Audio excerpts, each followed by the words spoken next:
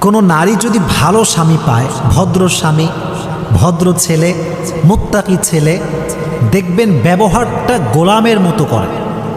বলেন যে আরে আমি তো এলাকার সবচেয়ে সুন্দরী নারী, ওর কপাল ভালো যে আমি ওর বউ হয়েছে।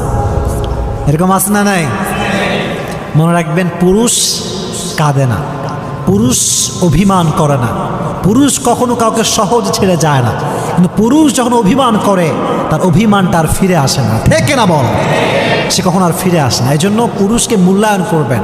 আর নবীজি বলেছেন, আল্লাহ ছাড়া কাউকে যদি সেজদা করা জায়েজ হতো, আমি প্রত্যেকটা নারীকে তার স্বামীর পায়ের সামনে সেজদা করার হুকুম দিতাম। সুবহানাল্লাহ পড়।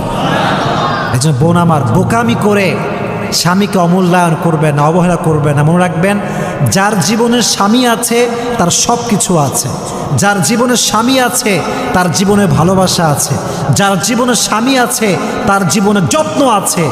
যার জীবনে স্বামী আছে তার ভবিষ্যৎ সুন্দর হবে। আর যার স্বামী নাই তার কোনো কিছুই নাই। ঠিক কিনা বল? স্বামীকে মূল্যায়ন করতে হবে।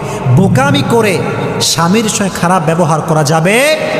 আল্লাহ যেই বোনরা আমাকে শুনছে মাইক থেকে এবং অনলাইনে যারা শুনবে, সবাইকে আল্লাহ বোঝার তৌফিক দান করুন। সকলেই পড়ে আমিন।